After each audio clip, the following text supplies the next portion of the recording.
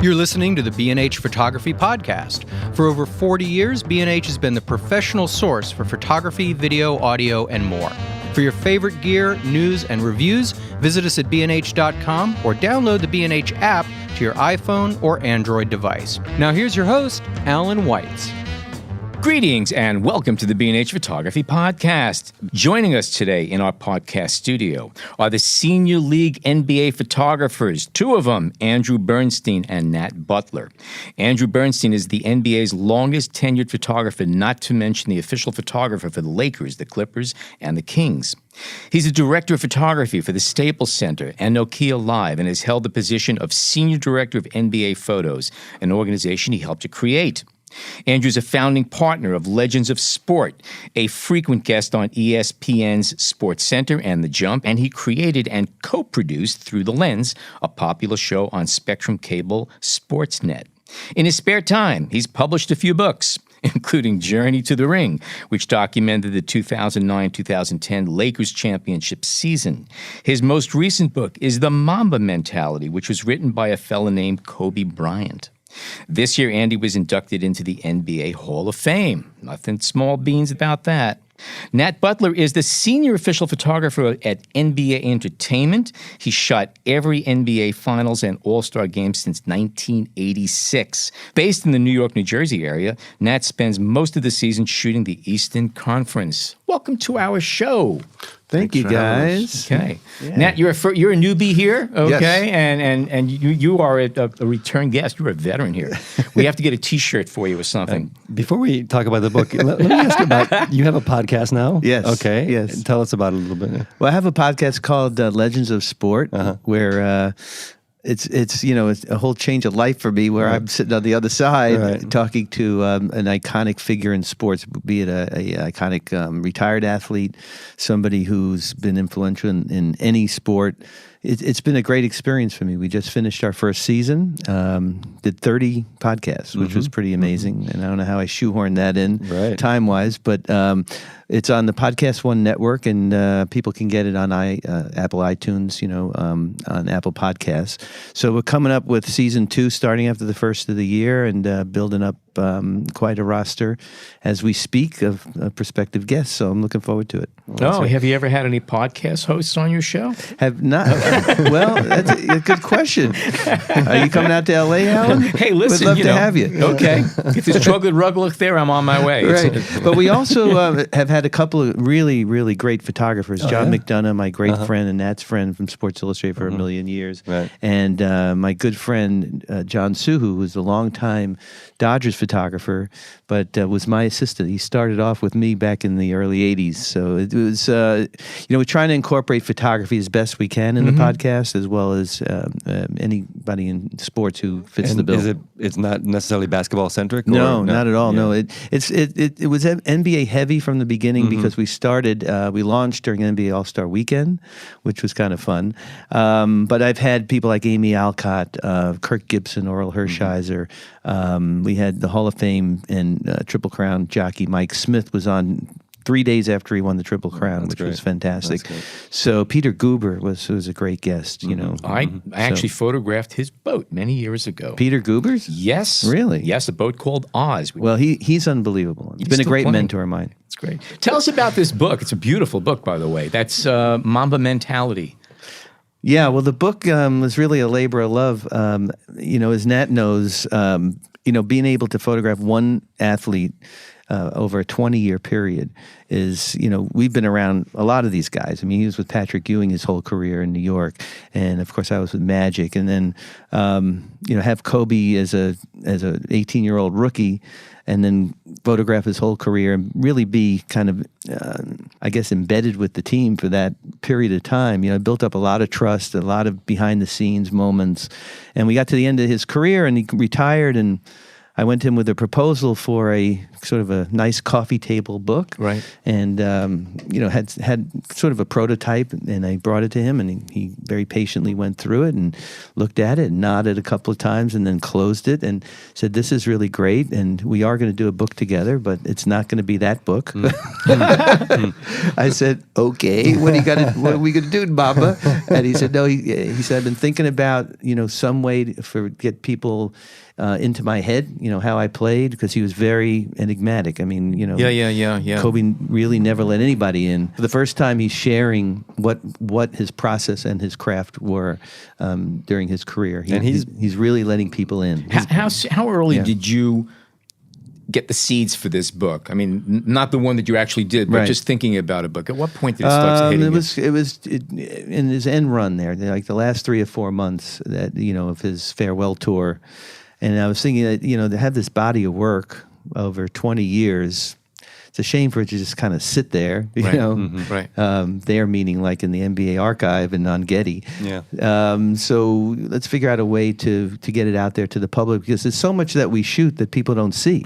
Sure. I mean, right. They're seeing the tip of the iceberg of what we shoot. And Kobe did that farewell tour in all the cities, and you realized how iconic he was just to all of us who are fans. Beloved. He's not just LA based. Right. Yeah, for sure. And talk a little bit about the process. I mean, you mentioned Getty and the NBA archives. Did you work with a team of people that just kind of scoured the archives, or did you say, "Hey, I remember the shot, go find that one," or how'd that process work? Well, first of all, you got to remember that half of Kobe's career, 10 years of his career, were before digital. Right. So it was all shot on film, and our film is pretty well cataloged and archived at the NBA office NBA Entertainment office in New Jersey in Secaucus. So the NBA has done a pretty good job of scanning sort of the greatest hits and the matchups. So a good part of what we were looking for was on Getty, but then we had to do a pretty deep dive. I mean, Kobe literally remembered moments of games that I didn't even remember I was even at the game, but he would remember. Oh, you remember the 2000 Western Conference Finals? This literally happened.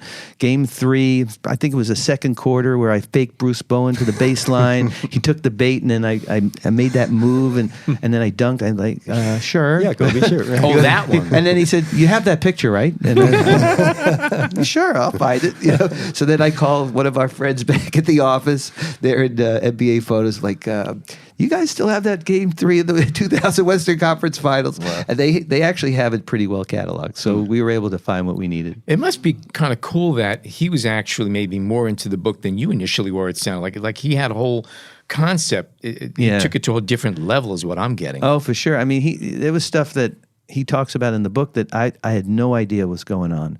Like, for example, he talks about how he studied the referee's handbook so that he would know where the referees would be positioned at certain points in the game where the ball was located, right? So that he could get away with like holding a guy that the refs was sort of in their blind spot. So we would have to find photos that showed that, like him holding, Tracy McGrady or somebody, and you can actually see it. You can see in the photo. I didn't know that. Well, there's a good shot with him and Rodman, right? Where Rodman's kind of grabbing him. Yeah. And he's getting squeezed between Michael and Rodman. Yeah, for a shot. and the caption on that was, "This was fun."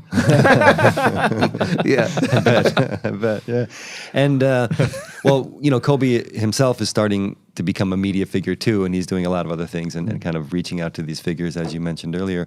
But can you elaborate a little bit on the relationship with the NBA archive and entertainment? I mean, and your photos, they're copyrighted NBA or copyrighted you, and when you go back to get them, do you have to pay the royalty fees and stuff like that? And what kind of team worked on this book? Well, the NBA owns the copyright to everything that we've shot. So, that goes for both you guys? Yeah. And that's the way it's been, I mean, for a couple of decades now, right? Right. And across the board, that's pretty much the way it is for all the major sports. So Getty Images is the licensing partner for the NBA. So any photo that anyone needs worldwide that Nat and I or any photographer who works in the NBA has shot, they first go to Getty and they look on Getty Images on the site. And if the photo's not there, then they call Getty or the NBA. But the NBA and Getty have this contractual relationship where Getty has the rights to license worldwide, right? So in doing the book, the publisher had to come to an agreement with Getty, actually, to license my photos for the book. It's a specific use, right? And Getty was very amenable to making a good deal. They, everybody wants to work together. They certainly weren't going to stand in the way of the book getting done. And it was important to the NBA and NBA photos for the book to be done because it's a nice showcase of what we do as a group. Myself, but also, what NBA photos can do. And so that, everyone worked together and luckily, we have a good small group of researchers and editors at NBA photos, led by our boss, Joe Amati, who Joe took this under his wing because he really wanted to be part of this project. So some photos Joe actually remembered that I didn't remember, or if Joe was busy, he got one of the guys back there to kind of help. And like I said, about 95% of what we were looking for, we found. And if we didn't find it, then it probably didn't exist, or we were able to use something else that kind of told the story that he was trying to tell. From your film days, how much of that is digitized right now? You know what percentage roughly? I don't know. What would you think, Nat? It's tough to say because it's always difficult to go backwards. Yeah. And there's tons of stuff that still needs to be scanned. So it's almost done on a per need basis. Correct. Okay. Years ago, we did a project, NBA at 50. Right. And that was all done on film.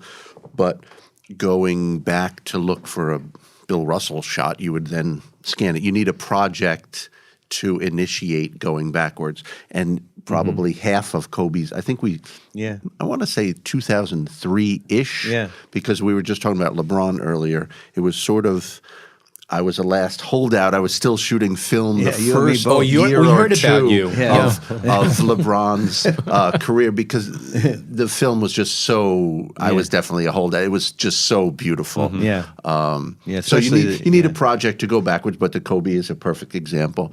But it is hard to put a number of a percentage on it. Is there an ongoing digitizing thing regardless? In other words, obviously it's project driven, but when there's nothing really needed, is there anybody in their downtime who's just saying, okay, let's get another few hundred of these images scanned? There is, the key word there is downtime. Once the season starts, we're busy in the summer with WNBA. There's an Olympic project going on in the summer. There's not a whole lot of the quote-unquote downtime. And can you talk about NBA photos a little bit, like how big the organization is and the number of editors and photographers and even how they manage the workflow amongst the various games that go on? It's a pretty involved group. Sure. It has changed from film to digital, but essentially at every NBA game there is a quote-unquote team photographer shooting for NBA that evening. And what has changed in the last couple of years, which has made our job a little more time-consuming and difficult, everything is considered live now with digital. Right. The cameras are all tethered. I hit a shutter at a Knicks game at MSG. Those images appear in Secaucus 4 seconds later. Wow. And that's like that around the country. Yeah. Whether you're in Minnesota, LA, Chicago, that's the way. Every image. Correct. So there's a night crew that deals with the incoming games, and then that is primarily social media driven now. Yeah. The teams have instant access to it. NBA has instant access to it across their social media platform.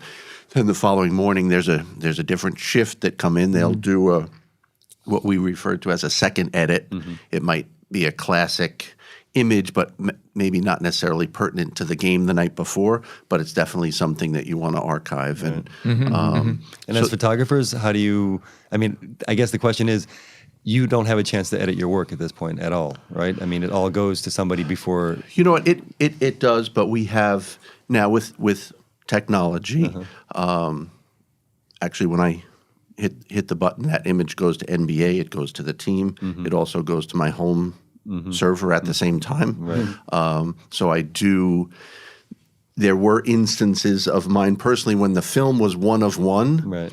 A great shot got lost in the back in the day. Yeah. Now with digital, you do. Yeah. It is much easier to to archive and catalog properly. Right. And now, when you go, how often do you hit your own personal server and do your own editing? Do you just look at it, or you just know that it's there and it's fine? And You don't know worry what? about it? I am pretty on top of it because we work hard, and I want The best stuff to show, right? Correct. Yeah. So what I'll do is I'll go back and we don't usually for NBA because you don't slow things down dealing with the raw images. I'll archive, a select number of raw images per game, and again, it's just for historical purposes. We were all sort of old school and brought up that way. Keyword is old. You want Search old, you'll find us. You want a Kobe Bryant classic shot 20, 30 years from now. Yeah. And the way it used to be, just so you guys know, is before NBA Photos was created, even the beginning of NBA Photos in the mid 80s, was that every team had their own team photographer. But that team in that market would only see what that photographer shot. So if you're if you're the Warriors team photographer, you'd only see the Warriors in their arena in their home uniform. So when NBA Photos was created, one of the great selling points to the teams was that, you can see your team in every arena and, playing away games and not just in your home whites, but also in your away uniforms. And then we started traveling with teams, so there was a lot of behind the scenes stuff. And it was very attractive to the team. So basically, and the way it works now is that, and there's very, very few vacancies. You think about it, there's 30 teams. Nat and I do 2 teams each. So there's only 26 jobs really out there. Right. The photographers who have these jobs have been there at least, I think probably 10 or 12 of us have been there at least 20 years or more. But we report directly to NBA Photos, but we're pretty much leased out to the local team. So that team knows that we're there for them and whatever their needs are. But the other team, let's say the Cleveland team photographer, he is hired by the Cavs, but his contract obliges him to give images to NBA after every game, or he's hired by the NBA. He is hired by the okay. with the Cavs' blessing. Gotcha. So, if there's an opening, which, like I said, is very infrequent, but there have been over the last few years, the NBA Photos will find a photographer in that market, or somebody will move to that market, but the team has to approve that. They have to be comfortable with that. Let's say person. you're a longtime Cleveland plain dealer, sports, you cover the Cavs for 20 years. Would that job then be a plum gig to try to get over to work for the NBA and theoretically? I would think so. As opposed to the local news guy? Yeah. It's, being a staff photographer or a league photographer or a team photographer still has some prestige to it, even in this day and age. Right. Well, especially in this day, because everybody's freelance. Yeah. Staff positions in general are very difficult to get. Yes, for sure. And that's where I think with NBA in particular, the social media aspect comes into play. Andy and I tell this story often. Andy and I were more, again, we'll use the word old school. We grew up. We both assisted for Sports Illustrated. Was the primo of the primo jobs. Right. There's no doubt about that. So we assisted. Then, fortunately, we started shooting for Sports Illustrated. If you were to get a cover of Sports Illustrated, it was a pretty big deal. And I remember at the time it was 3 million people are subscribed to Sports Illustrated. Now with NBA, and they really had some foresight into promoting their product via social media. They have 30 million followers on Instagram, and I want to say 28 on Twitter. Yeah. So we're talking about we hit the shutter of a crazy play at the Garden or at Barclays Center. It goes to Secaucus. They have a social media team that works evenings too.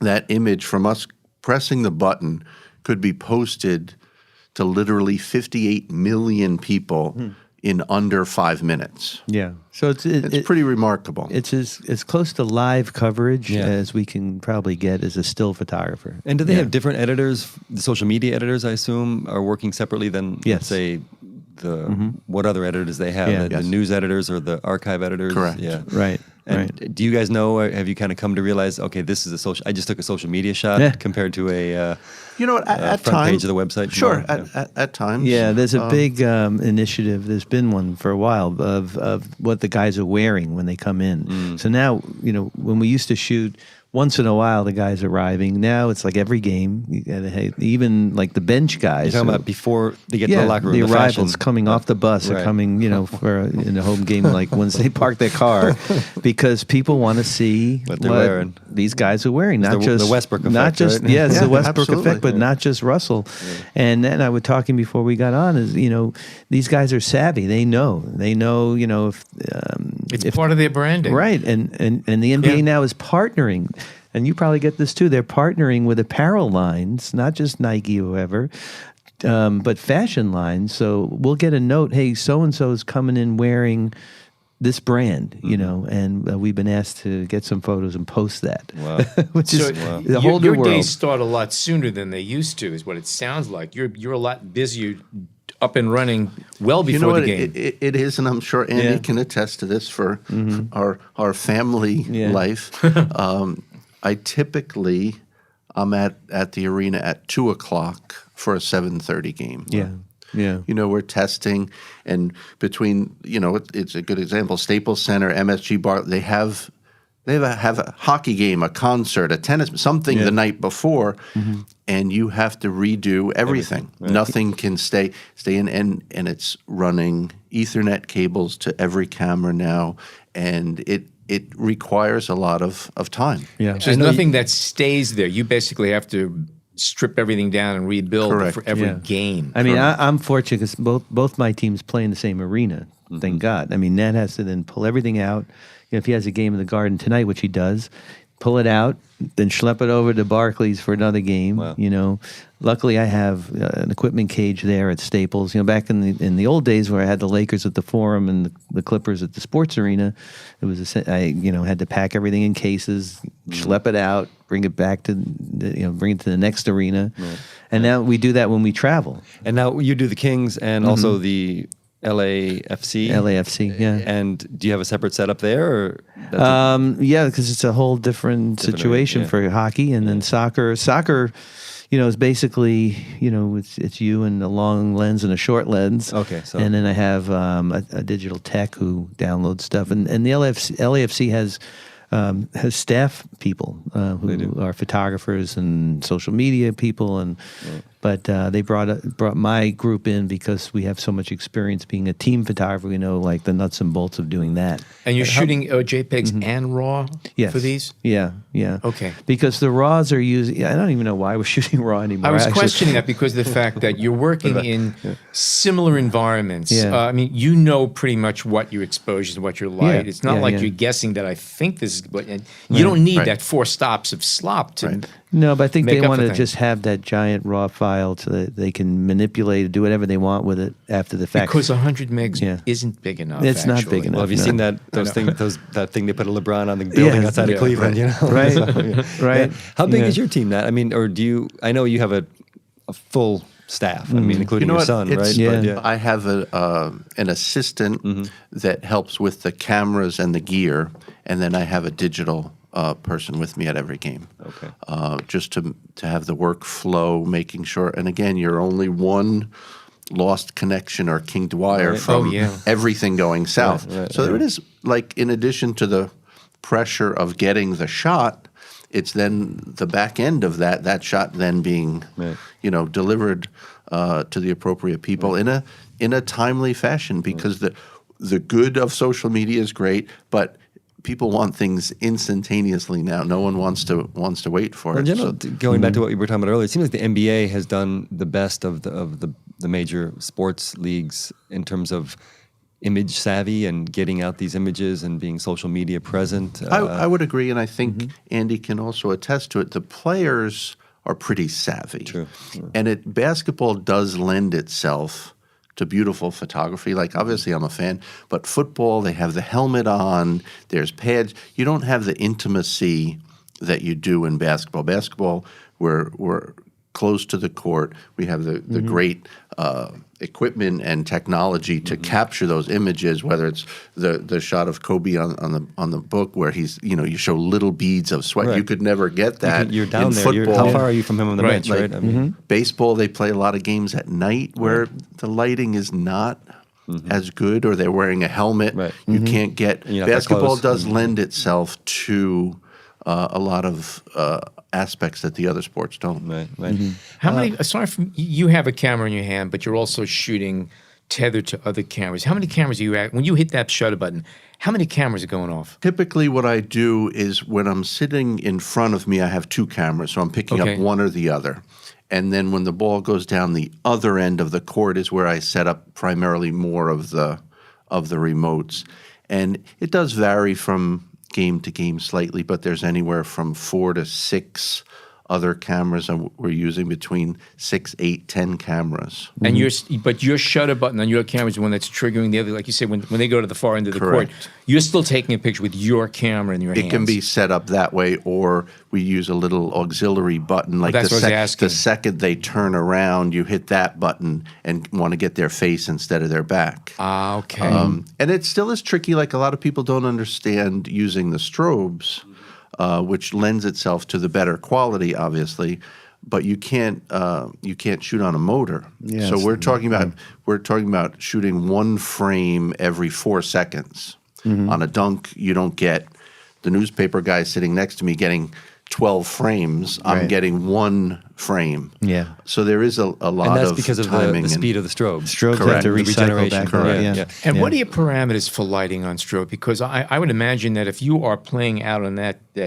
court, you got a lot running on you there. And meantime, you got lights going off in your eyes. That's got to be distracting to the players. Are there any no-fly zones for shooting? I mean, what do you do as far as that? The strobes are so far up that I've never had a player, an NBA player. I only had one time I ever had a complaint about strobes was from a hockey goalie because it would kick off the ice, but with Staples Center is a 225-foot ceiling, so it's coming from such a far distance that I think the players perceive that it's like fans taking snapshot photos, honestly, because and TV doesn't like it because it kind of whites out their still frames that when they do their super slow-mo.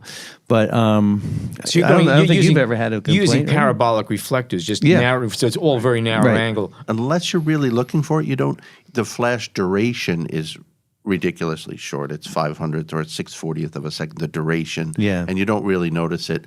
And we do work in conjunction with the TV and stuff. So obviously most sports are network driven, and so you're not really shooting at top complaints. sync speeds. You're going beyond. You're going to FP mode and all that stuff. Now you're going beyond the typical synchronizations. Well, or no? I'm always looking for a better mousetrap. We work with the LPA group, with these things that Andy and I were both instrumental in developing, the Flash Wizards, and as great as some of these cameras are, the sync speed of 250, that doesn't fly. You want more, so we always are trying to push the envelope a little bit. And back in the day, we were shooting with Hasselblad, so we had that 500th of a second sync, which was incredible.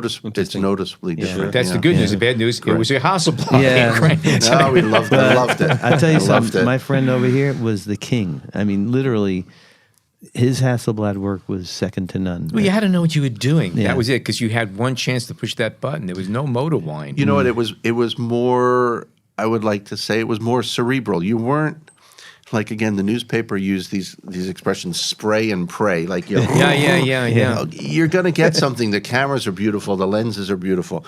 But it was a little more cerebral. And creative. Like, it's like shooting a 4x5. Yeah. By the time you load the film and do this, and it takes a little bit of mental prep to do that. Well, we have the subject here. Can you think of any Hasselblad shots, legendary Ewing, or is this pre-Ewing, or I mean, I'm just trying to throw out any like ideas. I said earlier, I was a holdout. I held on to that as long as long as I could, and they're beautiful.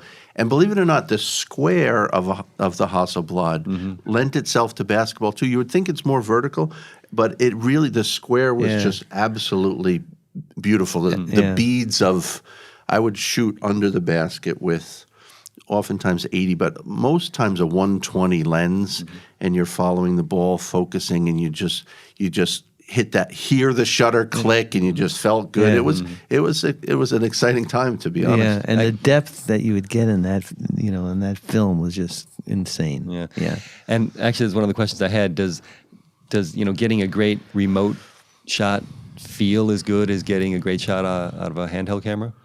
You know what? It doesn't to me, to be honest, simply because like you never know. Yeah. Kevin Durant was in the Garden the other night. He had a crazy dunk on the opposite end. I got the picture, but I didn't love it because he was like outstretched 7-footer, but there was a random guy's head over his shoulder that just didn't. Such a perfectionist. No, we're all very fussy. But the satisfaction of doing something handheld is still. Yeah. I like that. But what the beauty of a remote shot is that, so much preparation went into it. And, to see all of that come to fruition in that one frame means that you did your job. And have you guys ever tried like automatic releases where there's some sort of movement that happens, like maybe from, through the backboard shots where a hand comes into frame and the camera releases? Is there anything like that going on? Not exactly, but like I said earlier, we always are trying to push the envelope. What we both have noticed of late is the NBA has changed. There's a guy coming in and have a wide open layup or a dunk, and he'll kick it to the corner for a 3-point shot. Like the game itself has changed. Yeah, that's true. That's a very lot, true. Yeah, and you don't have, going way back to a Russell Chamberlain or a Ewing, Hakeem, Shaq. You don't have these centers in the key doing battle anymore. It's a much more perimeter game. True. Cool. Okay, we're going to take a short break and be back with Nat and Andrew. Stay tuned. We hope you're enjoying this edition of the B&H Photography Podcast. Send us a tweet at BHPhotoVideo, #BHPhotoPodcast. Okay, we are back. John, you had a question you want to ask. Well, I just kind of wanted to follow up before, Nat, you were talking about the cameras that you carry with you, or the ones that you shoot handheld. Right. What are the lenses you use? And what are the bodies? I use the Canon, the Mark II DX handhelds, and I have a 28 to 300 primarily. Okay. And then a little short lens that I'll go like 16-35. Right. Occasionally, I'll throw on the 2 to 400 on there to get like tight bench shots, nice portraits. So if you're or something. underneath the basket, in order to get, let's say, all of that action that's going on for a rebound, what's that angle more or less? You know what? I mix it up, and that's why now the zooms are so much sharper than they used to be. Sometimes I'll go for a rebound just tight on hands and the ball, and it'll be 135, 150-ish, or you can go real wide and get, the guys on the ground looking up. It's a 35 or That's something. About a 35. Yeah. Okay. And with all the trips back and forth down the court, do you think to yourself, okay, well, on this trip down, I'm going to try to do this? Or is it all determined on the play as it's coming to you? That's a great question. It's a mix. There's always the context of the time period, who's in the game, or who's on the bench. If there was just a crazy play, you pan to the bench and get the guys hooting and hollering on the bench as someone is inbounding the ball. And again, one of the things about those zoom lenses are you can mix it up. You go head to toe. A lot of, like Andy mentioned earlier, it's a big deal about what the sneakers the guys are wearing. You can zoom in tight and get the sole, the underside of the sneaker has a design on it. How do you guys feel? I mean, maybe this is on the record, and I know this is part of your job, but does that bother you to kind of have to shoot all this stuff, or are you so used to shooting hoops? It doesn't bother me because it's part of what we do. But I've been burned a couple of times. Because you got to get them when they're stopped. For example, a guy might be waiting in the corner, bringing the ball up, and I get a quick shot of the shoes, but then I'm missing alley-oop, I'm like, damn, I shoot those damn shoes again. Yeah, right. And I'm just kind of curious. Well, I mean, with your team, do you have one of your assistant also shooting, or that just is your job? Well, right now with the Laker games, we have a second photographer, but the spots on the floor have been decreased significantly. So we've gone from, back in the old days, you had 4 quadrants, and you'd had maybe 10 to 12 photographers like jammed in each quadrant. Now there's 3 of us, I think, on each two of us on each quadrant. And that's because So- NBA has kind of taken Yeah, well, control there was of some the issues imaging? with players getting hurt, and they wanted to clean it up a little bit. And, Okay. and who got removed? Local newspapers or the pretty much the ad hoc yeah. freelancer? But yes, absolutely. Yeah, yeah. Must have some kickback about that from the newspapers, I would imagine. Yeah, for sure. You have three or four entities sharing a spot. One newspaper gets the first quarter, then the next quarter the wire service gets it, then maybe some specialized magazine that's in town, like International or wherever, gets it. So they're not happy about it. And I Is it can understand costing it. these newspapers more to publish these, or is it really the same cost for them? No, it's the same cost. It's just the access has been curtailed dramatically. And I think there's also, in conjunction, there's been an increase in the number of TV cameras. Yeah. Because basketball is a beautiful game to watch on television, like we were talking about earlier. And similar, we're trying to push the envelope. So are they, with more cameras. They use VR cameras. They use a dunk on super slow-mo looks great. That's a specialized camera. Yeah. And most sports now, economically, it is being driven by, TV broadcast rights. And then in any given game, you'll have 3 different TV feeds. You'll have the local team feed, you'll have the visiting team feed, and then you'll have a network feed. So we call it a triple feed. Yeah. Yeah. Interesting. What about, for example, the setup shots? You had a shot of Trae Young on your Instagram feed recently. It was like set up in his locker room, something that almost you might want to call like Gotcha, a basketball card. It looked right. like his debut You know what? moment. It's funny you said that because that was on an assignment for Panini. Okay. That All right. we do every year a rookie. We call it a rookie shoot, and it is an unveiling of the new the new rookie. Right. And it is funny because we recreated a locker room scene. Really? And what's funny for me over the years has been how young these guys are. It's really remarkable. They're literally they're kids. They're 19 and 20 years old. Is kind of remarkable. We have kids older than that. So yeah, I think some of my cameras are older. That's a different story. it's true. But is this a big part of the job too, or is it something totally separate through Panini? Or You know what? how often are you? That's a big shoot once a year in the like August leading up to the the year. But I love that kind of stuff. You sort of get to know the guys, and you can do a little something out of the box more creatively. It's not just, I do enjoy doing, the other portrait work, environmental portraits or something. It's not just about the game. What's more enjoyable to do, the game or the off the court stuff where you're playing around a little more looser and things of that sort? What do you? I really love both. Okay. We don't have a lot of opportunities to do much off the court stuff as much as we used to. Like that's why I was wondering an if it'd be assignment more fun. from a magazine. They don't really do a lot of that type of stuff. Or now, to be honest, a lot of the players do that themselves, and then they'll provide stuff to a Players Tribune, or that seems to be the way that some of the media stuff is going, But I do enjoy that. Let me ask you about the the locker room celebration photos. How's that go for you guys? Well, it's as close to combat photography as we can get as sports photographers. Now that's changed a lot because it used to be, maybe one at the end of the finals, and now there's one for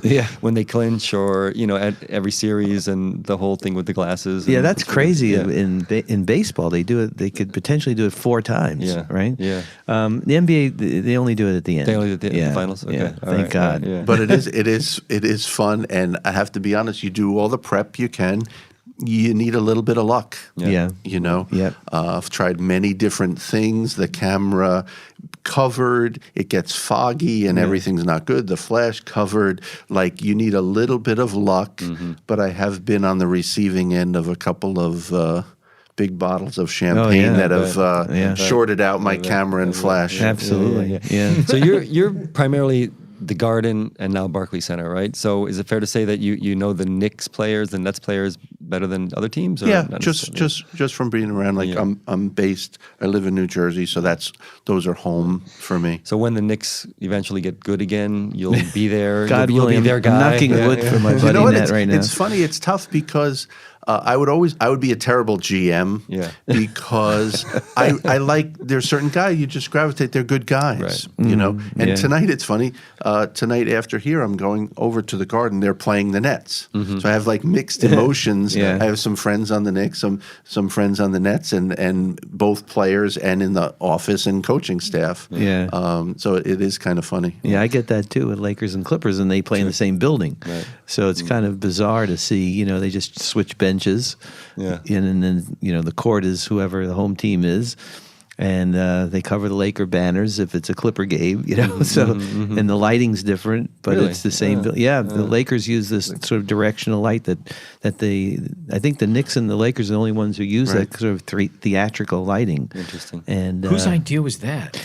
LeBron's. It probably started at the Garden, and then the Lakers adopted it. Just to get a different look. Yeah, the Lakers adopted it at the Forum, and they played the first couple of years at Staples with just the regular umbrella lighting, you know, that the Kings use and the Clippers use, and then they wanted to bring back that feeling of sort of a Broadway show kind of feeling, and they brought in these massive trusses of lights, and they actually use those instead of the arena lights. Wow. Well, okay. Interesting. Real quickly, a couple questions. First of all, what are any changes for this season now that you know the Showtime has returned and LeBron is in Los Angeles? I got to wake up earlier. The changes are he's working a hell of a lot harder. Yeah, sure. Yeah. Did you have to hire more people? Is it that to that degree or?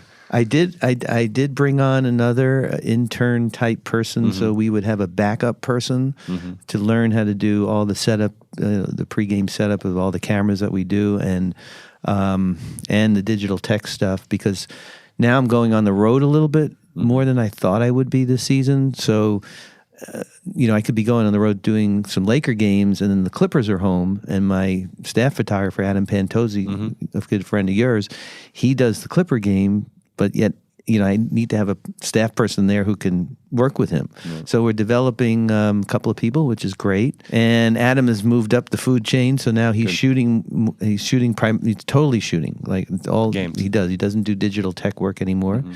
And so we had to train a guy we brought in last year, Kyle Tizio from New Jersey. So it's been some transition. Yeah, it's been this year's is.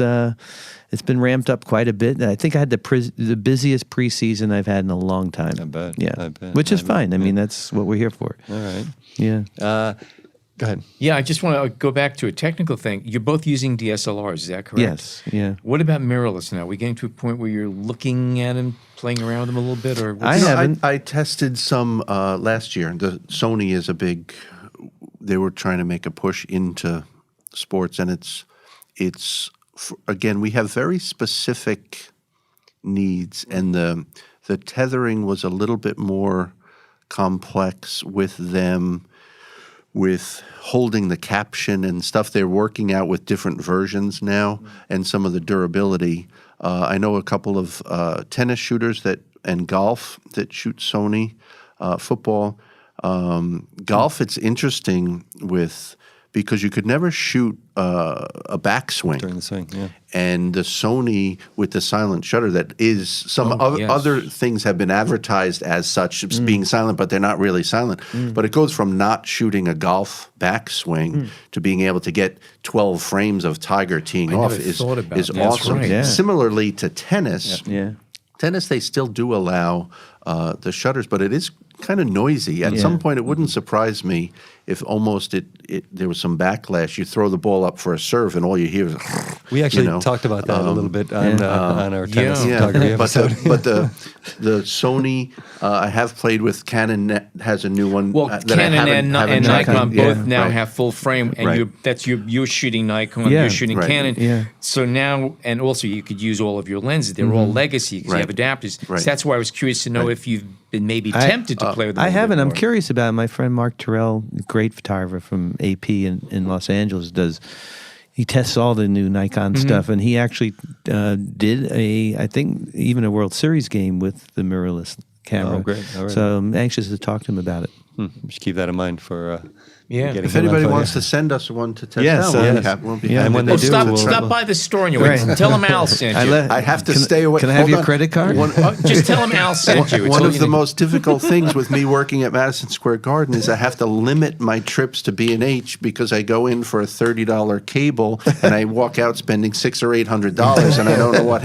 I can only go there a couple call times a Alan. month. Yeah. They actually say, "Here he comes." Totally. So, well, let's maybe wrap it up with a couple of questions I wanted to ask you. You've done, I don't know how many NBA finals, and between the two of you, it's just ridiculous. So I'm gonna press you on this. Or you can answer either question.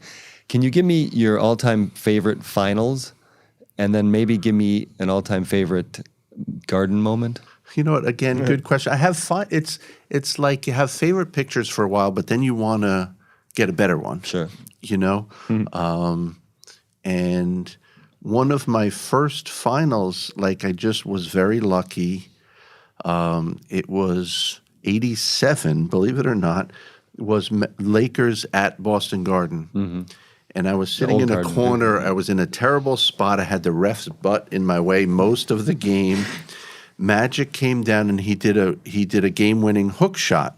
The junior The- sky hook. The junior, and Yeah. it's sort of crazy. It's Magic Johnson with the hook shot, and in the frame is Larry Bird looking up, Robert Parrish looking up, Kevin McHale looking up. And in those days, I was shooting black and white. Andy was on strobes in color. And I didn't know if I got the shot. We raced back to the hotel. I'm developing film in the hotel, you know. Yeah. And it just that, and partly because of the back end of it, knowing what went into it with developing, you know, at 1 a.m, developing the film to find out if you got the shot or not, got you it. know. That's great. And it's just, you know what, from that to LeBron, there's some Kobe moment. Like one of my favorite shots is a shot that Andy took. Again, it was Boston Garden. I don't know what year it was, but it was Pat Riley pregame in a table in the locker room, and with the he was in the shower. Pat Riley's in the shower, sitting at a table. The old Boston Garden was an old, decrepit place, but he was sitting there going over his pregame notes. And it's a great photo, but it's also a testament to like how Andy has worked all these years with just you go in, you take one frame, get like the moment speaks to the photo. Pat Riley was known for like being so intense, but he's literally sitting at the table. It's a wide shot, and you see the shower heads and everything. He's in the shower preparing for the game of the fight. It's awesome. I think there's a pack of cigarettes on the table because he would talk about it in those days. He would smoke in the shower, and they would. Isn't there any other place you'd want to smoke? Yeah, and that they would kind of smoke out the locker room. It's kind of funny. Yeah. I should have asked this earlier, but are you always on top of the score of the game and what's going on in the action and You know, the flow yes. of the game? Yeah. To be honest, yeah. Yeah, It's our job. Like you have to be. I see these other guys on their phone about like you have to be because it's every basketball is very situational. We were talking about at different times, different things will happen. You don't always get it, but you have to at least put yourself in a position to get it, and you do have to. The score, the timeouts, and you have to also be into the flow of the game. You know, a guy like Steph Curry, you know, if he's hitting 7 out of 8 threes, the PA announcer isn't going to tell you that. I have to be aware of that's happening. The guy, he could actually set a record that night. Who knows? And then, of course, if there's a milestone, you know, LeBron just passed Dirk Nowitzki for 6th on the all-time. You know, we're usually tipped off to that by the office. Hey, keep in mind, you know, this is going to happen tonight or could happen tonight. And, you know, you got to really do your best to get that photo, you know, of you know, that rebound or that triple-double or whatever it is. You have to have that awareness of Yeah. it. And if you could choose between a great basketball moment that you captured in, let's say, a so-so photo and a great photo of a boring moment, what would you choose? You know, That's a great question. It's a great. You know, I like the context of things because it puts it into the context of a game-winning shot or the emotion you were talking earlier, the locker room stuff. I remember like one of my favorite pictures is Tim Duncan, Mr. Stoic, going crazy in the locker room, spraying champagne, or Jordan after winning a three-peat, just being very sullen in the locker room. Nat that had kind of, that incredible kind of stuff. shot of Patrick Ewing after. I guess they went to the finals. That was the winner or something. Oh, in '94. And Nat, had the one? presence of mind. And usually a shot from the guy's back is not great, but he just knew. And with that iconic garden ceiling, and it's one of my favorite pictures any of my friends have ever shot. I was going to mention that. Was that? Do you know what you shot that with? Was that a Hasselblad or no? You know what? I was shooting the game in Hasselblad, then to go run post game. I was shooting Nikon in those days. Okay. It was a Nikon, I want to say, an 18. And again, a little bit of luck never hurts, but to get him, he actually jumped up on the scores table, and I wanted to show it in context with the garden ceiling that is such a unique, iconic building. Now he's being very modest, because Walter Yost says that in our business, luck is through preparation. So, like, if Nat had to then fumble around, and where's my lens? I have it on the right camera. Do I have the setting? Would the moment be over? 5 minutes already. But we have to be one step ahead. So we have to have in front of us or next to us, behind us, that camera with that lens, that flash, so we can jump up and get what we need to get. All righty. So goes another show. Andrew, if people want to see your work, where should they be going? Well, Instagram is usually the easiest place, at ADB Photo Inc. Okay. And then also for Legends of Sport, we're posting a lot of sort of my iconic photos from the past, but also very relevant to what we're talking about on the podcast. On the podcast, so which it's we at mentioned. Legends of Sport. Okay. And then the book, The Mamba Mentality, you can buy that on Amazon or wherever And you it's buy your out now. books. It's out now. Okay, it's beautiful, beautiful yeah, book. I think Okay. it's actually going into the second printing, because the first printing went crazy. Wow. That's a good thing. Yeah, that's a good thing. How you finding time to shoot? Yeah, I don't know. Ask my wife. And Nat, what about yourself? You know what? I enjoy putting up some of the photos on Instagram as well. It's at Natly Photo, Natly Photo.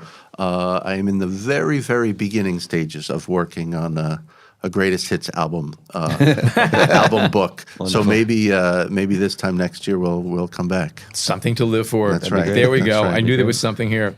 Okay. If you're not a subscriber to the B&H Photography Podcast, take a minute. Head on over to Apple Podcasts, Overcast, YouTube, Stitcher, etc., and sign up. It's absolutely free. You should also check out the B&H Photography Podcast landing page on the B&H website. For now, on behalf of Andrew, Nat, Jason, John, and myself, thank you so much for tuning in today.